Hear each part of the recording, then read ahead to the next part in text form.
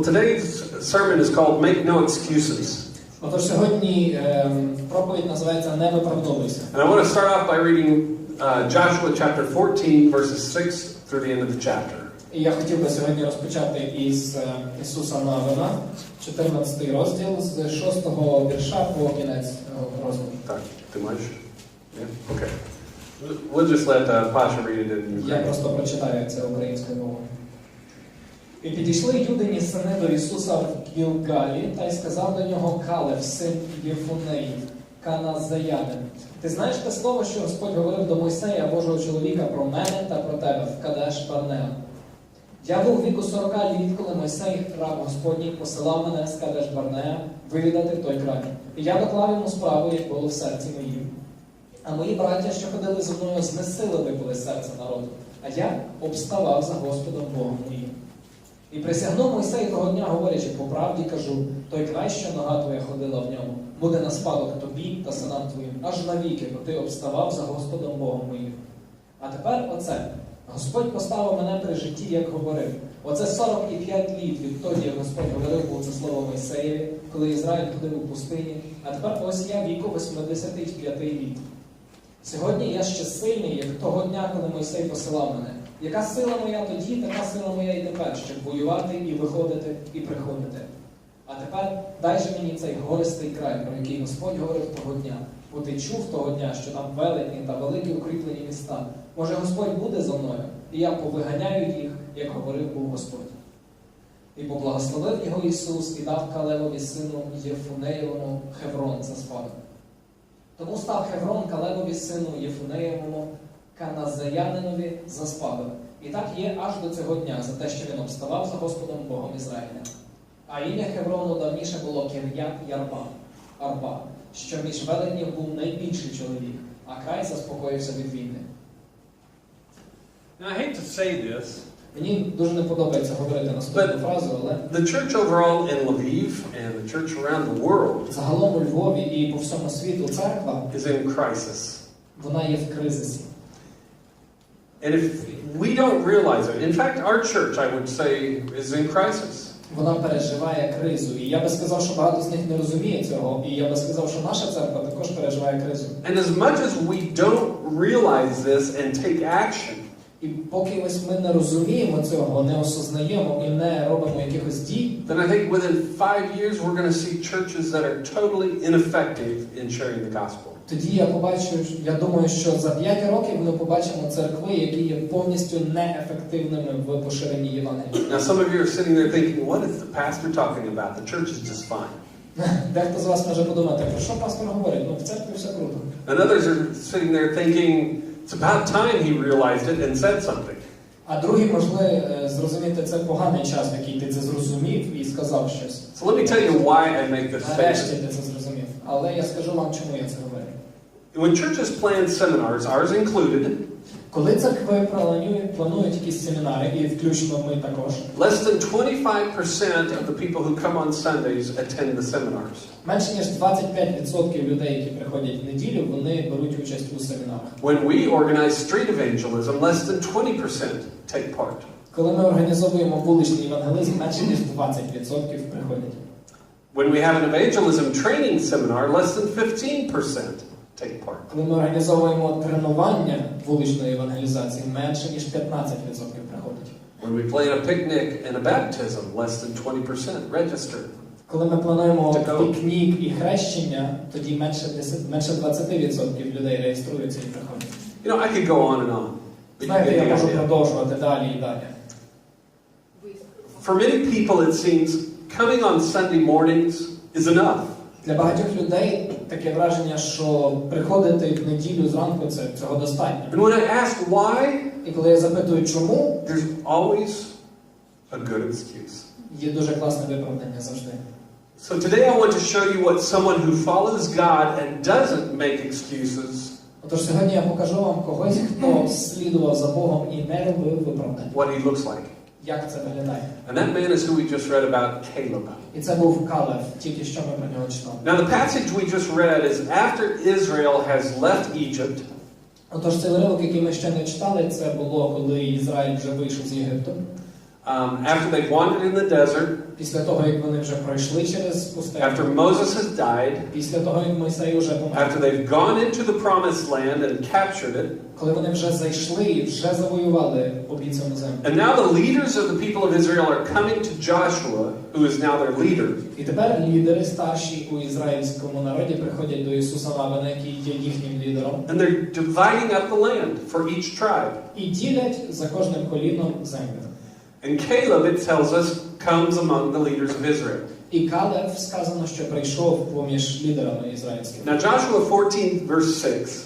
Отож, Ісуса Навина 14:6. It says Caleb was the son of Jephunneh the Kenizzite. Там сказано, що Калев був син Єфунеїв, каназеянин.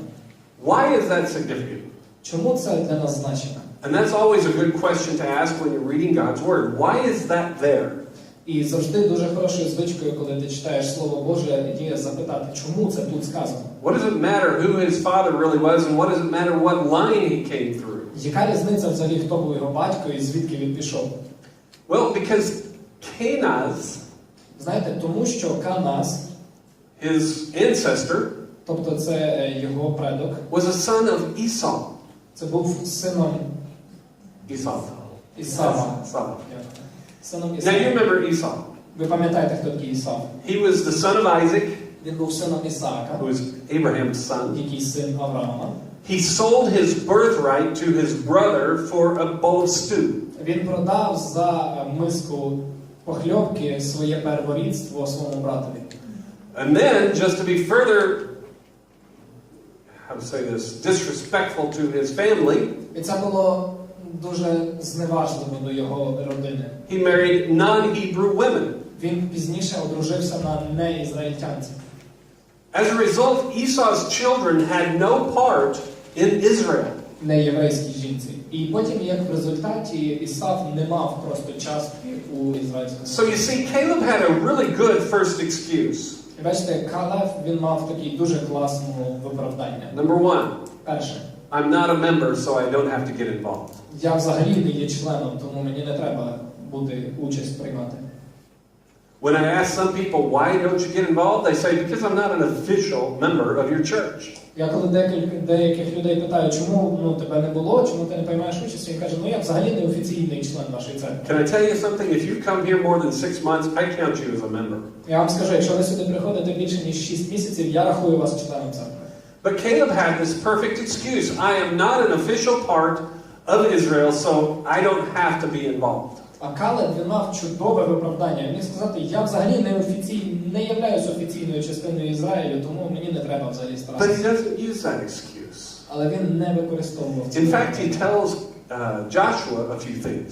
Бо взагалі він сказав декілька речей до Ісуса. First, in verse 6, he reminds him, remember what Jehovah said to Moses about you and me in a place called Kadesh Barnea?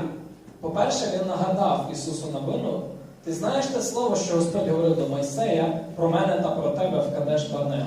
Now again, what is Kadesh Barnea? Знову ж таки, що це таке Кадеш Well, Барнеа? that was a place where Moses, when he was still alive and they came to the river Jordan, sent spies into the promised land. Це було те місце, де Мойсей, будучи ще живим, прийшов до Йордану і звідти вислав шпигунів у обіцяну землю. And Caleb says to Joshua, remember you and I were among them, the І Калеб spies. сказав до Ісуса Навина, пам'ятаєш, ти і я були між цими Second, he шпигунами. reminds him in verse 7. По-друге, у 7-му вірші він нагадує йому наступне. I was 40 years old when I went as a spy. Мені було 45 років, коли я був оцим And I шпигуном. brought back a report that was in my heart. І я приніс такий, доклав цю справу так, як було в моєму серці. In other words, he's saying, I didn't just copy what you said or support you in what you were saying. This was in my heart. Він сказав іншими словами, я не просто скопіював те, що ти сказав. Це реально було в мене в серці. Те, And що I я felt робив. we could take the land given to us because God would be with us. Те, що я відчував, що ми можемо отримати землю, яка нам дана, тому що Бог буде з нами. Now, before we move on, let me talk about Kadesh Barnea for a moment. І четверте, я продовжу трошки говорити інформацію про цей Кадеш Барнеа. It's a very interesting name for a place. Це дуже цікава назва для місця. Now, the name Kadesh Отож, частинка Кадеш has a root word in Hebrew or Aramaic of Kadash.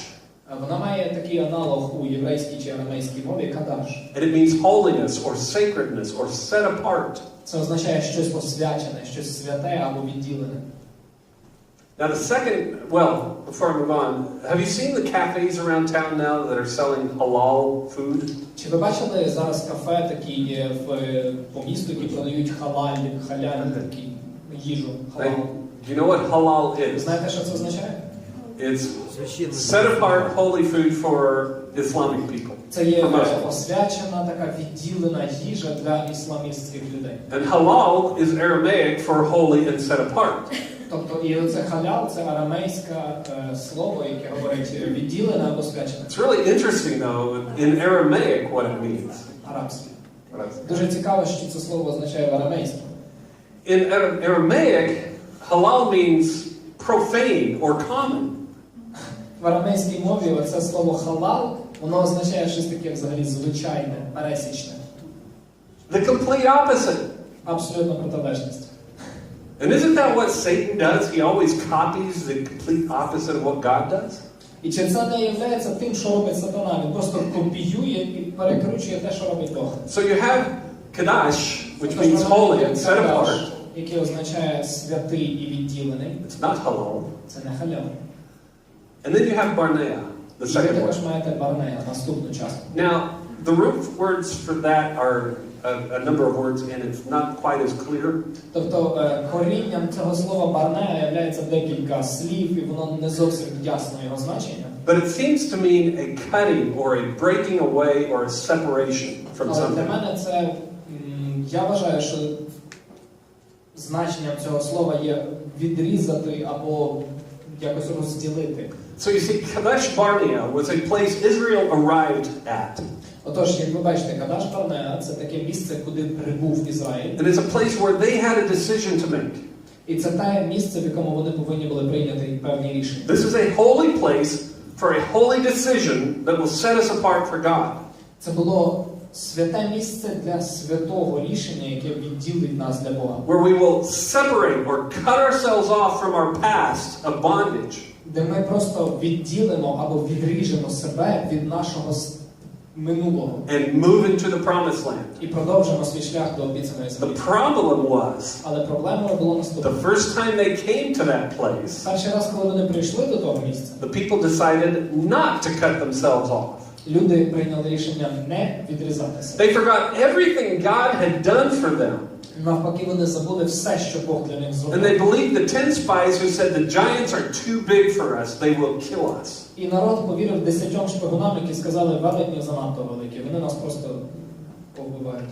And so that generation, none of them entered the promised land. І в результаті жоден із цього покоління не ввійшов в обіцяну землю. So what Caleb is telling Joshua, Отож, те, що говорить Калев до Ісуса, even though I didn't have an official part in Israel, навіть якщо я не маю офіційного ніби членства у Ізраїлі, I believed God. я повірив Богові. And I believed we could take the Я promised повірив, land. що ми можемо завоювати обіцяну землю. Number two, second excuse he could have used. Друге, наступне виправдання, яке він міг би використати. Because remember, by this time now, Caleb is 84 years old.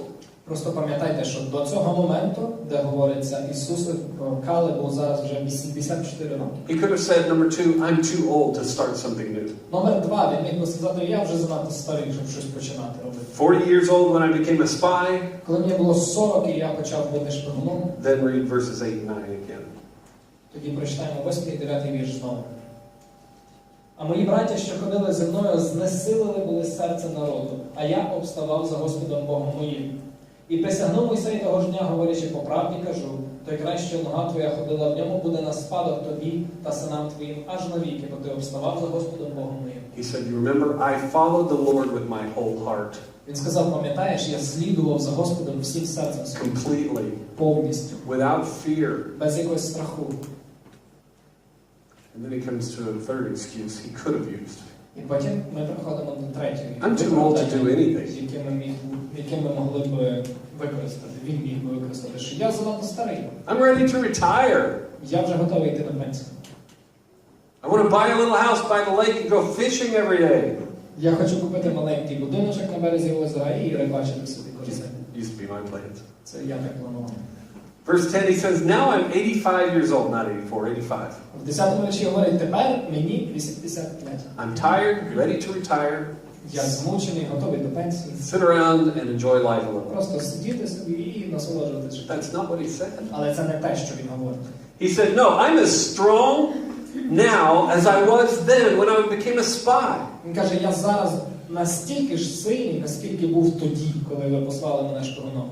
I doubt that was true, by the way. I don't think that was true, by the way. Я не думаю, що це правда, насправді. I just celebrated 60 years, and I feel 35, but trust me, my body tells me different.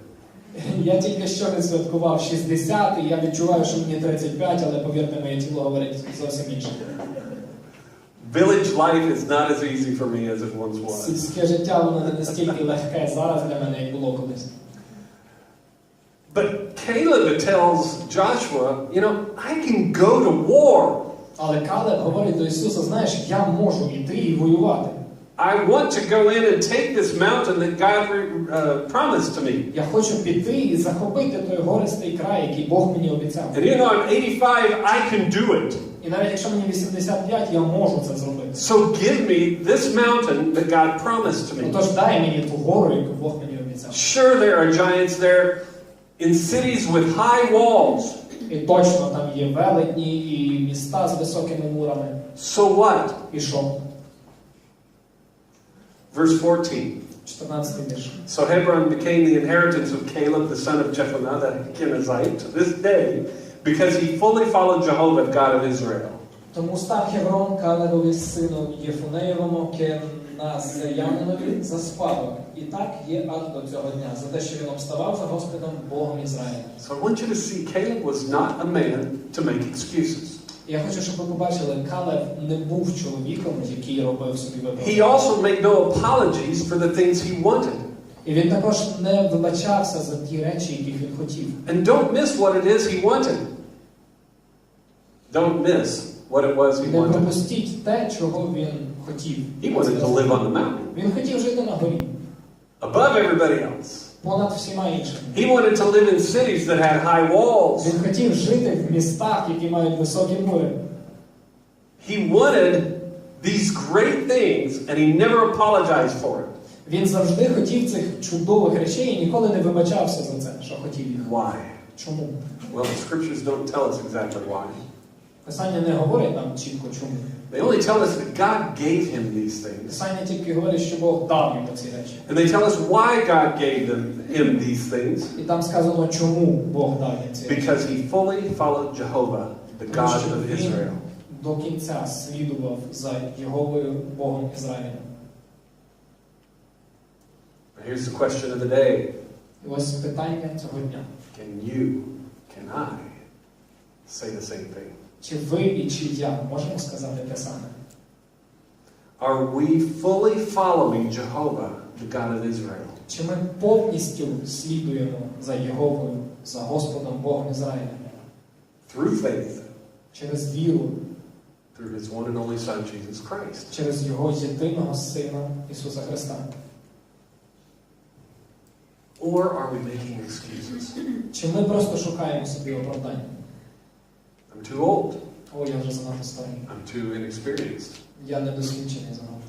That's for you. I'm not qualified. Я не кваліфікований. Haven't been a believer long enough to serve anywhere. Я недостатньо довго віруючий, щоб десь служити. How many times are we making excuses? Наскільки часто ми шукаємо собі оправдання? And understand this, if we continue just to make excuses, І зрозумійте наступне, якщо ми продовжимо просто шукати собі оправдання, we may find that one day our church is no longer here in Lviv. ми просто одного дня можемо усвідомити, що наша церква більше немає у Львові. Please understand, there are some great things happening here at our church. Будь ласка, зрозумійте те, що є чудові, класні речі, які відбуваються в нашій церкві. I know that. Я знаю це. But the good things are happening in about 20% of us. Але 20% з нас, з ними відбуваються ці речі. 80% of you are missing a blessing. А 80% з вас просто ви пропускаєте благословіння. And that means we have a church in crisis. А це означає, що наша церква переживає кризу. And not just our church. I talk with other pastors here in Lviv and around Ukraine.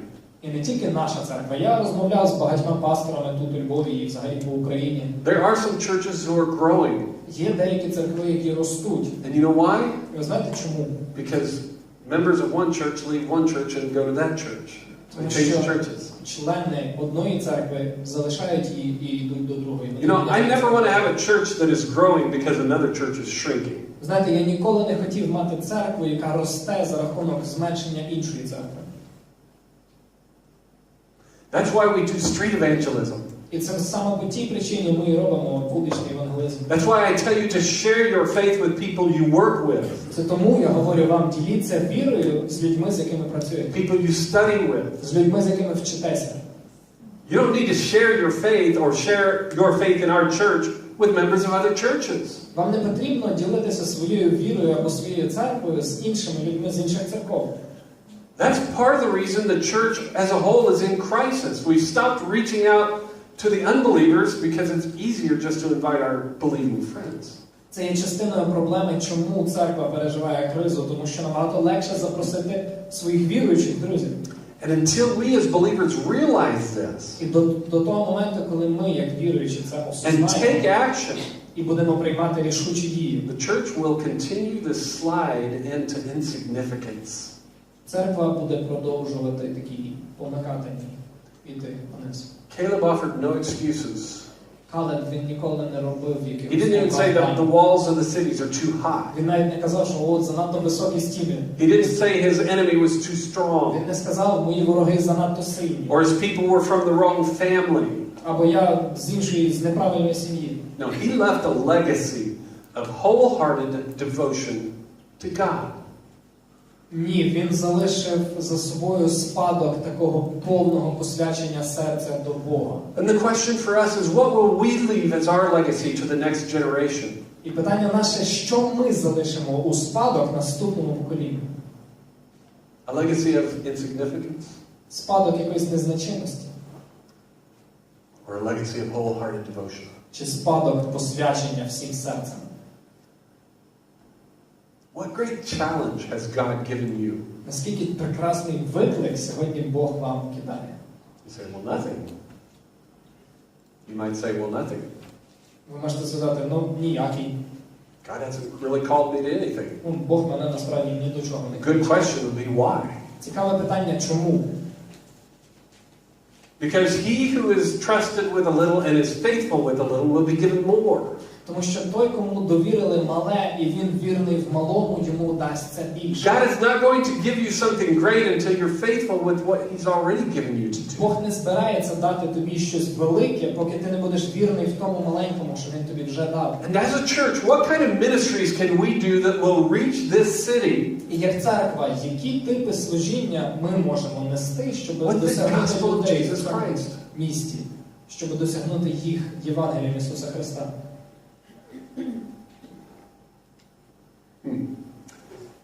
And that's where vision comes in. І ось звідси приходить бачення. You know, I have a vision for our church, but Знаєте, я маю бачення для нашої it's церкви. the vision God gave me. What has He given you? Це бачення, яке він дав мені. А яке ваше бачення? You see, I am no Moses. Ви знаєте, я не Мойсей. I'm not a Joshua. І не Ісус I'm навіть. not even Caleb. Навіть не Калеб. Although I want to be more like Caleb. Але я хочу бути більш схожим на Калеба. But if you're waiting for Moses to say, hey, there's the promised land, let's go. Якщо ви чекаєте на Мойсея, який прийде і скаже, ось, дивіться, там обіцяна земля, пішли. I did that last year, remember? Я минулого року так само зробив, пам'ятаєте? And I think most of you said, have a good trip. Я думаю, більше з вас сказали, ну, щасливої дороги. That's your vision, Pastor, not mine. Це твоє бачення, пастор, не моє. Okay, that's fair. Добре, це But what's чесно. your vision? Але яке твоє бачення? You see, God brought us together here as a family, as a body of Christ for a purpose. Ви знаєте, Бог нас тут з'єднав як сім'ю, як тіло Христа задля якоїсь мети. And it's not so I can tell every hand what to do, or I can tell every foot what to do. І це не так, що я можу сказати будь-якій руці чи нозі, що їй треба робити. But unfortunately, I think that's what many of you are waiting for. Але, на жаль, мені здається, що це саме цього ви і чекаєте. Більшість із вас. I am not going to take that responsibility on myself. Послухайте, я не візьму на себе таку відповідальність. Because if I do that, what I'm going to end up doing, тому що якщо я так зроблю, як ви думаєте, чим це закінчиться? saying, Dima, you do this. Я скажу, Діма, роби ось це. And a week later, I'm going to call Dima in and say, Dima, why didn't you do this? А через тиждень я подзвоню і скажу, Діма, а чого ти не зробив, що ж я просив? And what is he going to tell me? Що він мені скаже? An excuse. Виправдання. Now, I'm not picking on Dima. I know that you never do that. Я знаю, ти ніколи так не робиш, Діма. Я просто... It's just an example. Просто як приклад. But that's what happens when only one man, and the church expects only one man to have a vision for the church. Але ось що відбувається, якщо один чоловік в церкві очікує на іншого чоловіка, щоб він мав бачення для церкви. Moses is not the only biblical model for vision. Мойсей не є єдиною біблійною моделлю бачення. If you look in the New Testament, якщо ви подивитеся в Новий Заповіт, Jesus gave the church the overall vision of going into all the world and making disciples. Бо Ісус дав церкві загалом таке глобальне бачення іти по всьому світу і створювати учнів. But there's a lot of other things to be done. Але є ще море інших речей, які треба зробити. When it came time for the church to have deacons, коли прийшов час в церкві мати дияконів, what did the apostles do? що зробили апостоли? They said, this person, this person, this person, this person, this person, this person, this person, they'll be deacons. Вони сказали, ось цей, вони будуть дияконами. Правда? Правда, так було? Неправда. Неправда. That's not true. They said, hey, y'all take it, you decide who's going to be your deacons. Вони сказали, ось, ви всі візьміть і вирішіть, хто буде з вас дияконом. What a novel idea, democracy. Яка така благородна ідея, демократія. Paul and Barnabas went as the first missionaries. Павло і Варнава, вони вирушили як перші місіонери. You know how they were chosen? Знаєте, як вони були обрані? They did not come to the church in Antioch and say, hey, we want to go as missionaries, would you bless us? Вони не прийшли в церкву в Антіохії і сказали, о, ми хочемо бути місіонерами, ви нас благословите.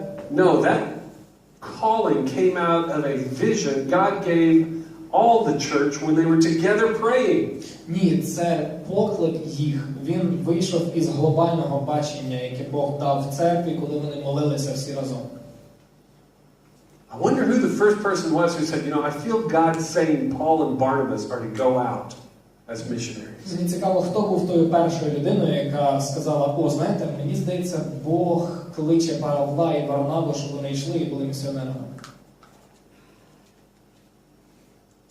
In order to avoid this crisis, і для того, щоб уникнути того стану кризи, you need a vision. вам потрібне бачення. Because only when you receive a vision will you actually pursue it. Тому що тільки коли ви отримаєте своє бачення, чи ви будете за ним іти. You see, in this story we just read, ви знаєте, ми тільки що прочитали в цій all the історії, leaders came to divide up the land. що всі лідери прийшли, щоб розділити землю. That was their vision, that we would have a piece of land for our tribe. Це було їхнє бачення. Ми будемо мати частинку землі для нашого коліна. So they all went into the promised land together and defeated it. Отож вони всі разом прийшли у обіцяну землю і перемогли її. So you see, each individual vision feeds into the overall vision. Отож ви бачите, що кожне індивідуальне бачення, воно входило у глобальне бачення. And it brings success through the power of God. І це принесло успіх через Божу силу. But until you get your vision, ask where you can serve. Але до того моменту, коли ви отримаєте своє бачення, запитайте, де ви могли And then serve with humility and love. і потім служіть із смиренням і любов'ю. I know of one church in America who has a very interesting rule. Я знаю одну церкву в Америці, яка має дуже цікаве правило. Someone comes and says, Pastor, I would like to start preaching. Коли хтось приходить і каже, пастор, я би хотів проповідувати. He says, great. First of all, what I want you to do is this. Пастор каже, ну, класно. Перше, що я хочу, щоб ти зробив, це наступне. While you prepare some sermons Коли ти готуєш певні for the проповіді next 6 months, для наступних 6 місяців, I want you to come on Saturdays and clean every bathroom in the church. я хочу, щоб ти приходив в суботу і чистив кожну вбиральню у церкві. It means every toilet, every sink, Кожен унітаз і кожен раковину. Means clean the floors, clean the mirrors. Чистити зеркала, чистити підлогу. Not a big church, it'll take you about 4 hours. Ну, це невелика церква, може 4 години займе. And only when a person has been humble enough and faithful enough to serve in that capacity for 6 months. І тільки коли ця людина була достатньо вірною і достатньо смиренною, щоб служити в такому статусі 6 місяців, тоді їй давалася можливість проповідувати. Until you get your vision, аж поки ви отримаєте своє бачення, ask where you can serve. Запитайте, де я можу служити. And can I tell you two of the most important areas of service in the church? І я скажу вам дві найважливіші сфери служіння в церкві. It isn't preaching. Це як проповідь. It's not the praise group. It's not. Це не проповідь, вибачаюсь. It's not the worship team. Не група прославлення. It's not even Sunday school teachers. І це навіть не вчителі недільної школи. Although they're slightly more important than preaching and worship team. Не дивлячись на те, що вони більш важливі, ніж Two most important areas of service. Дві найважливіші сфери служіння в церкві є наступні. Greeting visitors. Привітати тих, хто прийшов, гостей. And cleaning our rooms. І прибирати наше приміщення. Why do I say that? Чому я це сказав? Because when we have visitors who come and visit, тому що коли у нас є гості, які прийшли для того, щоб відвідати нас, if no one greets them, коли ніхто з ними не привітався, if they feel anonymous when they're here, вони відчувають себе анонімами, прийшовши сюди. They probably won't come back. Швидше всього, вони більше не прийдуть. If we don't have greeters to tell them about our Sunday school, якщо у них немає тих, хто вітатиме їх і розкаже їм про недільну школу. Many parents, the first question they have for our church is, do you have Sunday school for our children? Багато батьків, їхнім першим запитанням є, чи ваша церква має недільну школу? Secondly, they get all the way up to our rooms. По-друге, They come all the way up into our hall. Вони приходять всі в наш головний зал. Can you imagine a visitor walking into room 214, our fellowship room? Чи ви можете уявити собі, як гість іде по коридору до нашого 214 кабінету? And there's coffee and tea stains all over the table. І там всюди кава і чай стоїть по всьому столу. There are dirty coffee cups all laying all over the place. Всюди кругом валяються такі брудні ці стаканчики від кави. The container with sugar. You can't even get sugar out because it's one solid mass. Контейнер з цукром ви не можете добути цукор, бо він такий весь такий аж кам'яний. And it's stained brown. The sugar is brown because people were sticking coffee spoons in there and teaspoons. І цукор він коричневий, тому що люди туди штрикали його. And they look over at the sink and the drain is all black and kind of green. І вони дивляться на рукомийника, він весь такий аж чорний від кави і зелений взагалі. Do you think they'd come back? Чи ви подумаєте, що вони знову повернуться? I wouldn't come back. Я би не And повернувся. I'm the pastor. Я пастор. What I want you to see is this. There is no small service in the church. Я хочу, щоб ви зрозуміли, немає маленького служіння в церкві. In fact, it's as Paul says about the body. І так сказав Павло про тіло. Those parts that seem to be less are actually more important. Ті частини, які виглядають маленькими, вони взагалі-то більш важливі. Find your place. Знайдіть своє місце. Seek your vision. Шукайте своє бачення. And be fully committed to the God of Israel, Jehovah. І будьте повністю посвяченими Богу Ізраїля, Through your faith in Jesus Christ. через вашу віру в Ісуса Христа. And then we can move into the promised І land. тоді ми зможемо рухатися далі до обіцяної землі. Now, it's as the verse Vasya read today says, we should rejoice our names are written in heaven. І так як брат Вася сьогодні читав вірш, в якому було сказано, що ми повинні радіти, що наші імена записані на небесах. But that does not give us the right to take a chair. Але це не дає нам право взяти крісло, Sit back and put our feet up on Sunday mornings and say, okay, I'm waiting for heaven. ось так ось сісти і закинути ноги і сказати, ну окей, я чекаю. Nice to come and sing on Sunday mornings. Приходьте і No, it's nice to come and sing on Sunday mornings. дуже класно прийти так в неділю зранку, Get some free coffee. Get some free coffee and безкоштовно cookies. попити кави собі тут печення. Listen to the pastor tell us what he's going to do. Послухати, що пастор каже, він збирається And робити. I'm just going to rejoice. My name is written in heaven. А я просто буду сидіти і радіти, що моє ім'я записане на небі. And somehow you think that's biblical. І деякі з вас думають, що це біблійно. It's a good way to kill a church. Це класний спосіб вбити церкву. We are a body. Ми є тілом. I can't do it all. Я не можу все робити сам. Dima and Vasya with me can't do it all. Діма і Вася зі мною також не можуть робити все. Our worship team can't do it all. Наша група прославлення не може все робити сама. We need everybody. Нам We потрібні need всі. you. Нам потрібен ти. The church is in crisis. Церква знаходиться в кризі. Not just here, everywhere. Не тільки тут, а всюди. Because people are making excuses. Тому що люди придумують оправдання. Now, I shared with you earlier this year. Отож, цього року раніше я з вами ділився. Part of our vision is to find a new meeting place closer into the center. Частина нашого бачення – це знайти нове місце для зустрічі ближче до центру. Why? Чому? Not just to make it easier for you to get to church. Не тільки для того, щоб зробити для вас зручнішим добирання до церкви. The reason is so that we can be more effective at reaching people in Lviv. Причина в тому, що ми могли бути більш ефективними в досяженні людей у Львові. Because when we do street evangelism, Тому що коли ми робимо вуличний евангелізм, sometimes I hear from people when they find out where we are. деколи, коли люди зрозуміють, де ми знаходимося, я чую від них такі речі. Oh, це далеко. Really, it is far away. Yeah. I say, yeah, but it's worth it. Come visit. Ми кажемо, ну та, але це воно того варто, прийдіть і відвідайте нас. So our vision right now Тож наше бачення прямо зараз is to reach the city through street evangelism. досягнення людей в місті через вуличний евангелізм. You know the wonderful thing about street evangelism? Ви знаєте, в чому є класна річ в вуличному It евангелізмі? doesn't cost us anything. Він нічого нам не вартує. We don't have to rent a stage for $1,000 or $2,000 and put on a concert. Нам не потрібно орендувати сцену за $2,000 і налаштувати там концерт. All it costs us is time Все, що нам воно коштує, це час and commitment. і посвячення. And you don't even have to preach. І вам навіть не треба проповідувати. Mark Ian will do that. Маркіян буде проповідувати. Pasha will do that. Я буду.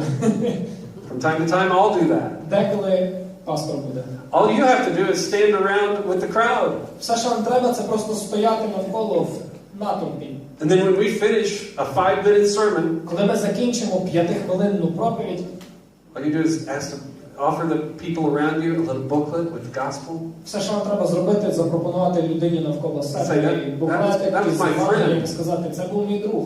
You understand what he was Чи talking ти about? зрозумів все, що він казав? And you'll be surprised how many people will stand there with you for 20 to 30 minutes talking. Ви будете здивовані тим, наскільки багато людей буде з вами стояти і 20-30 хвилин спілкуватися. Now don't make the excuse, oh, I wouldn't know how to answer their questions. Не придумайте оправдання типу, о, я не знатиму, як відповісти на питання. If someone asks you a question you don't know the answer to, Якщо хтось запитає вас питання, на яке ви не знаєте you just відповідь, say, that is an excellent question. просто скажіть, це прекрасне запитання. I don't know the answer to it, Я не знаю відповідь. but I know some people who do. Але я знаю людей, які знають відповідь. Come to our church on Sunday and we can, after the service, we can talk to the pastor. Приходь до нас в церкву в неділю, і після засідання ми підійдемо до пастора і запитаємося. And I'm sure he'll be able to help us find the answer.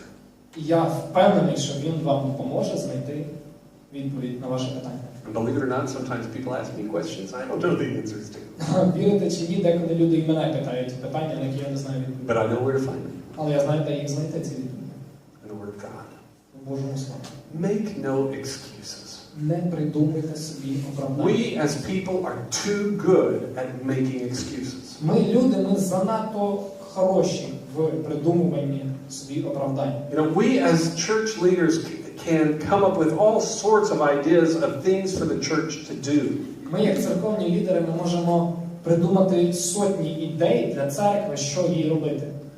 But unless you stop making excuses and get involved, І поки ви не перестанете придумувати оправдання і не почнете брати в цьому участь, I can't promise you 5 years from today we'll still have a church. Я не обіцяю, що 5 років від даного моменту ви ще матимете церкву.